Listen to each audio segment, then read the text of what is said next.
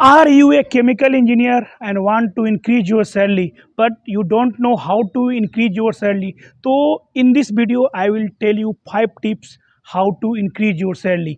If you are a chemical engineer, then you are at right platform, in right channel, in right video.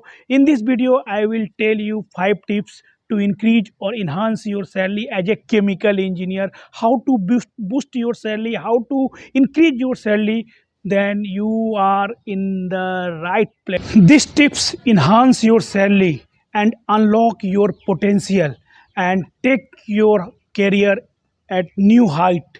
So if you are new in our channel, so don't forget to watch full video, and if you like my video, then don't forget to comment, and subscribe, share, subscribe. and if you have doubt then please comment, I will tell you. तो बहुत हो गई English में बातें। तो इस video में मैं आज बताने वाला हूं, चाहे आप फ्रेशर हो या एक्सपीरियंस लेवल पर है, अगर आपको अपने कैरियर को एक नए मुकाम, नए हाइट तक पहुंचाना है, अगर आपका सैलरी कम है या सैलरी बढ़ाना चाहते हैं, या आप ऐसा क्या करें कि मेरा सैलरी बढ़ जाए, आप स्टार्टिंग से ही ऐसा क्या करें ताकि आपकी सैलरी एक अच्छा हो, अपने कैरियर को आप एक अच्छे मुकाम तक पहुंचा सकें, या आप जॉब कर रहे हैं, जॉब के साथ साथ अगर एक्सपीरियंस है तो फिर भी आपको अगर अपनी सैलरी को बढ़ाना है, क्या क्या कर सकते हैं। तो आज मैं आपको वो 5 टिप्स बताने वाला हूं, तो इस वीडियो को पूरा अंत तक जरूर देखें।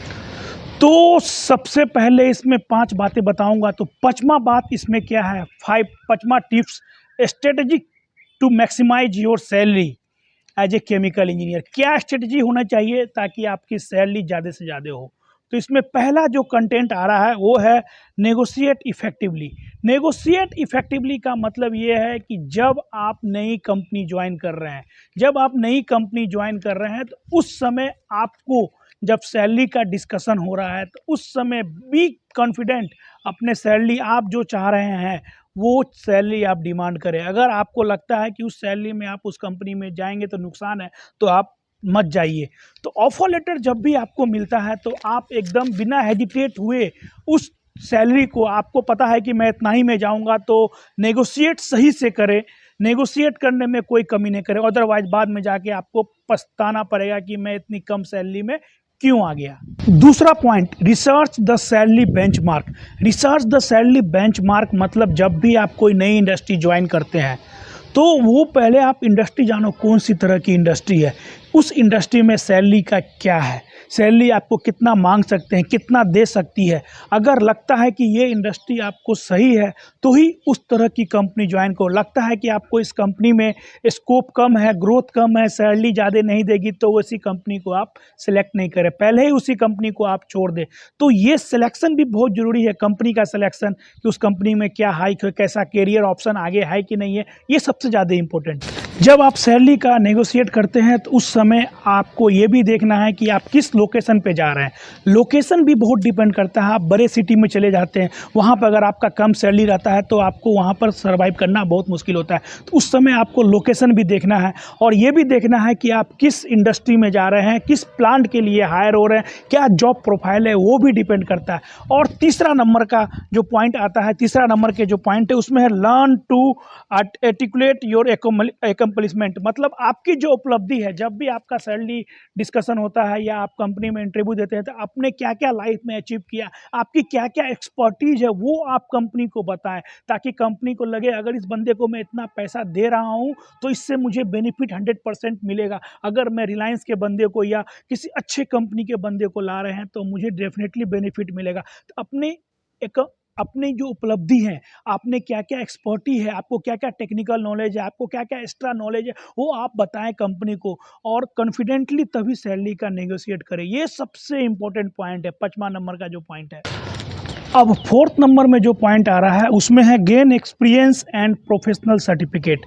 आपको अपना एक्सपीरियंस और प्रोफेशनल सर्टिफिकेट, कुछ एक्स्ट्रा एक्सपीरियंस आपको कुछ लेना पड़ेगा। अगर आपको सैलरी बढ़ाना चाहते हैं या कुछ सैलरी बाकी लोगों से अलग होना चाहते हैं, तो इसके लिए आपको कुछ एक्स्ट्रा सर्टिफिकेट करना पड़ेगा। इसमें पहला पॉइंट जो आ रहा है, गेट सम वर्क एक्सपीरियंस। देखिए, अगर आप फ्रेशर रहिएगा तो डेफिनेटली आपको कम सैलरी रहेगा, लेकिन अगर आपका एक्सपीरियंस है, जैसे अगर कोई पार्टिकुलर प्लांट में एक्सपीरियंस है या पार्टिकुलर इंडस्ट्री में या पार्टिकुलर प्रोफाइल में एक्सपीरियंस है, तो आपको वो बेनिफिट रहेगा। तो वो आप इंटरव्यू के टाइम बता सकते हैं कि मेरा इस प्रोफाइल में मैं एक्सपर्ट हूँ तो मेरा सैलरी इतना होना चाहिए, या ये मेरा सर्टिफिकेट है, मैंने कुछ एक्स्ट्रा किया है। दूसरा है get relevant certificate. Get relevant certificate मतलब देखिए, अगर सब केमिकल इंजीनियर है या कोई भी ब्रांच के इंजीनियर है, अगर आपके पास कुछ एक्स्ट्रा सर्टिफिकेट है, जैसे आपने प्रोसेस सेफ्टी मैनेजमेंट का कोर्स किया है या प्रोजेक्ट मैनेजमेंट का कोर्स किया है, तो उस समय आप बता सकते हैं कि मैंने ये सर्टिफिकेट किया है, मेरे प्रोफाइल में ये एक्स्ट्रा अचीवमेंट है, तो आप मुझे बाकी के कंपेयर में आप मुझे थोड़ा अलग समझ सकते हैं, क्योंकि मैंने ये सब एक्सपर्टीज किया है। तीसरा है know how to highlight your accomplishment और स्किल। आप जब इंटरव्यू देते हैं तो उस समय आपको आपने क्या क्या स्पेशलिस्ट है, आपने प्रोजेक्ट में काम किया है, प्रोसेस सेफ्टी मैनेजमेंट में काम किया है, तो अपने एक्सपर्टीज को इंटरव्यू के टाइम लोगों को बताएं, इंटरव्यूअर को बताएं।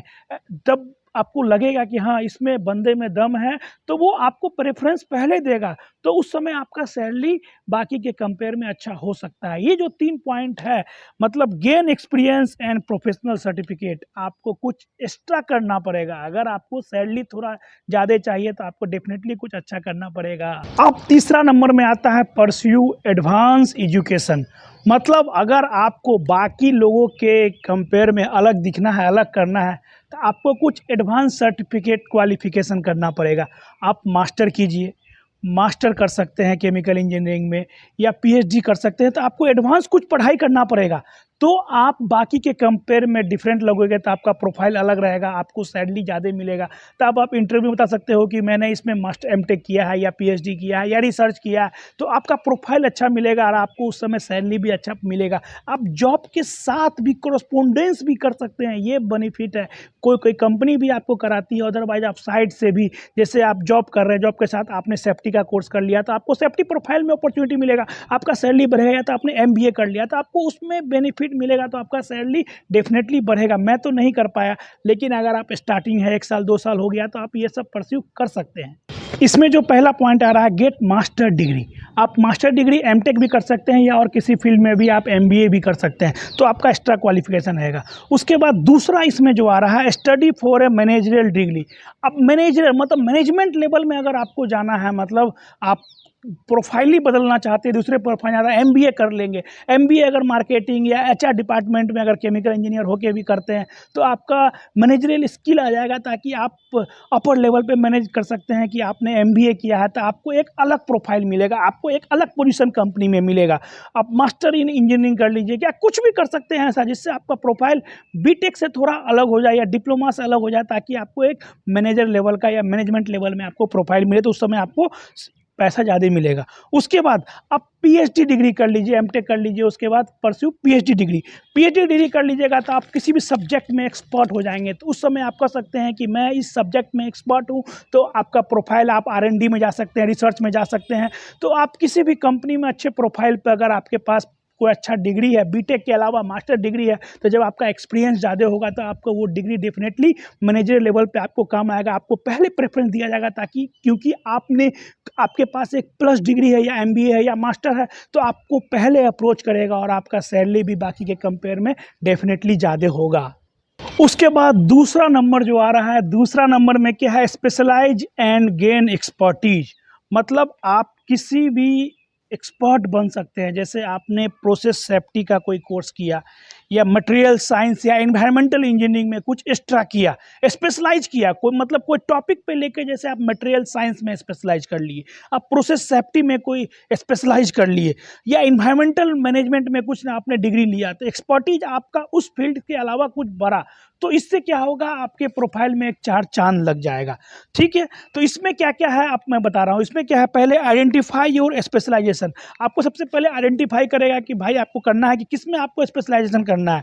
जैसे आपको प्रोसेस ऑप्टिमाइजेशन में स्पेशलाइजेशन करना है, या एनवायरमेंटल में इंजीनियरिंग में करना है, या मटेरियल साइंस में करना है, ये आपको डिसाइड करना है कि मुझे इस सब्जेक्ट में अगर मैं एक्सपर्ट बनता हूँ, पार्टिकुलर टॉपिक लेकर इस पर मैं रिसर्च करता हूँ, एक्सपर्टीज करता हूँ, तो मेरे प्रोफाइल को एक अच्छा अच्छा अच्छा होगा और मेरे को अच्छा अपॉर्चुनिटी इन फ्यूचर आएगा तो मैं अप्लाई कर सकता हूँ, मेरा सैलरी भी बढ़ेगा। ये सब टॉपिक एक स्पेशलाइजेशन, इससे आपका डिमांड भी बढ़ेगा मार्केट में और आपको अच्छा सैलरी भी मिलेगा। दूसरा है इन्वेस्ट इन कंटिन्यूस लर्निंग। दूसरा ये है इसी में कि आपको कंटिन्यूसली लर्निंग करता रहना पड़ेगा, मतलब आपको कुछ ना कुछ नया हमेशा सीखते रहना पड़ेगा। कंपनी में कुछ नया नया कुछ सिस्टम आया, नया प्रोसेस आया, या मार्केट में कोई इसी सिस्टम का है कि नया प्रोसेस या नया टेक्नोलॉजी डेवलप हुआ है, तो कंटिन्यूसली आपको उसमें आपको अलर्ट रहना पड़ेगा और सीखते रहना पड़ेगा, ताकि आप कभी इन फ्यूचर इंटरव्यू देते हैं तो आपको वो चीज़ पता होना चाहिए, ताकि आपका सिलेक्शन पहले हो।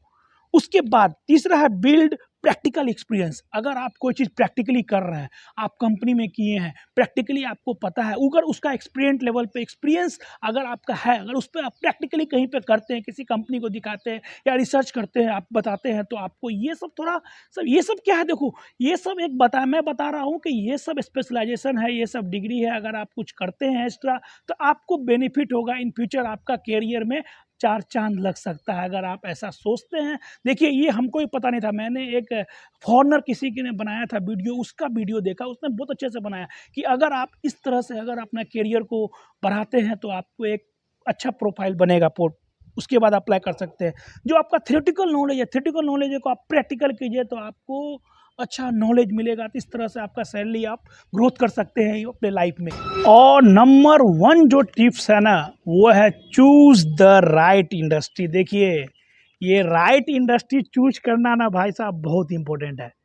आपको राइट इंडस्ट्री का सिलेक्शन, जब भी आप जॉब ज्वाइन करते हैं तो आपको उस समय अपने कंपनी का सिलेक्शन करना बहुत ज़रूरी है।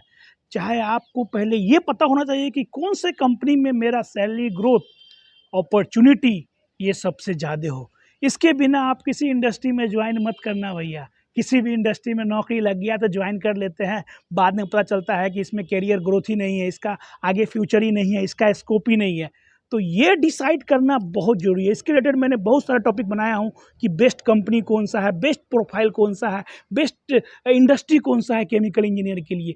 ठीक है, choosing right industry is very important in chemical engineering field. पहला रिसर्च एंड रिसर्च।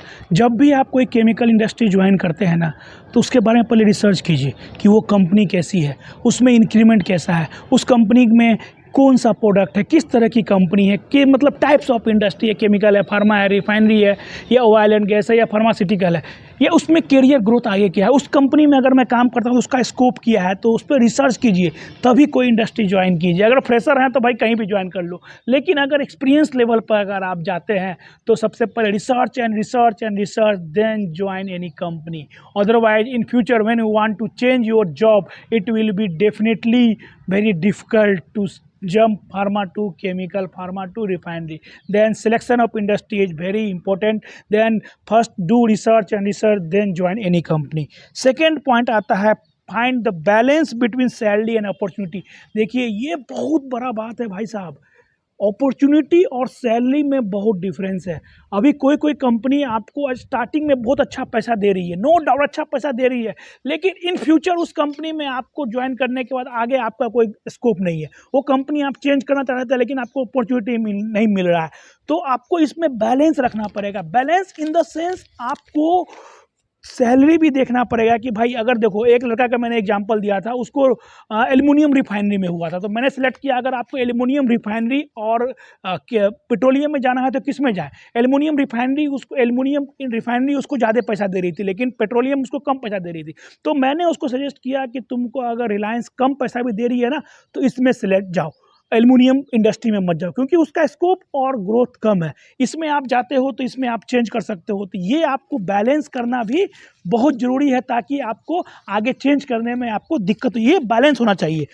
तीसरा, network with in the industry. अभी देखिए इंडस्ट्री में आपको कनेक्टिविटी, आपको लोगों के साथ रिलेशन होना चाहिए। अगर आप कहीं पे काम कर रहे हैं, आपका फ्रेंड सर्किल किसी भी इंडस्ट्री में काम कर रहा है, तो आपको पता होना चाहिए कि भाई मैं इस इंडस्ट्री में काम कर रहा हूँ, मेरा फ्रेंड उस केमिकल इंडस्ट्री में, एक फ्रेंड रिलायंस में है, एक है रिफाइनरी में, एक है पेट्रोकेमिकल में। तो किस इंडस्ट्री का क्या प्रोफाइल है, किस इंडस्ट्री में क्या सैलरी मिलता है, किस इंडस्ट्री का आगे क्या फ्यूचर है, किस लोकेशन पर अगर हम जाएंगे तो आपको अच्छा ग्रोथ मिलेगा। तो आपको कनेक्टिविटी अपने फ्रेंड सर्किल के साथ रखना पड़ेगा। इन फ्यूचर अगर किसी कंपनी में आप दूसरे लोकेशन पर जाते हैं, जाने से पहले आप अपने कनेक्टिविटी से पहले उस पर पूछिए कि सर अगर मैं इस लोकेशन पे आता हूँ, इतना सैलरी मिल रहा है तो हम जाएँ कि नहीं जाएँ। यहाँ से अगर हमको मुंबई अपॉर्चुनिटी मिल रहा है, अगर 35% भी राइज दे रहा है तो मैं नहीं जाऊँगा, क्योंकि वहाँ महंगाई बहुत है, वहाँ रहने का खर्चा बहुत है, और जितना सैलरी है इस सैलरी में यही नहीं बच रहा है तो वहाँ क्या जाएंगे।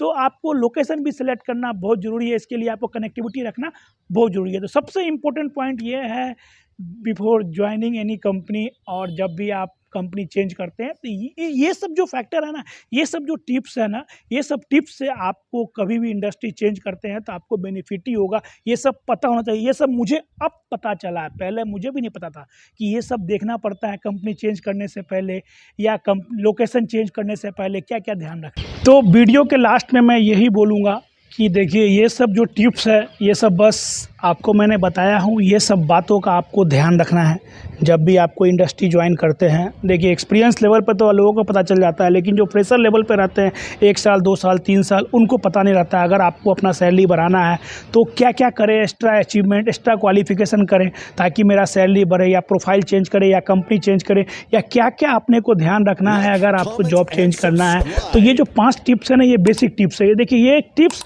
एक तरह से आपको एक नॉलेज देगा कि भाई अगर मैं ऐसा करता हूं तो मेरा सैलरी बढ़ सकता है, अगर मैं ऐसा करता हूं तो मेरा सैलरी बढ़ सकता है। ये सब एक ऑप्शन आपको दिमाग में रखना है। तो चलिए हमारा वीडियो देखते रहिए। अगर आपको कोई डाउट है तो हमें बताइए, जितना मुझे पता होगा मैं बताऊंगा। मैं 12 साल से इंडस्ट्री में काम कर रहा हूँ। I am chemical engineer working since 12 year in all in type of industry, chemical, pharma, refinery, and currently I am working as a assistant manager in production department. And if you like my video, then like it, share it, like my video, then subscribe my channel. And last I want to tell you, I will not provide you job, I can guide you only.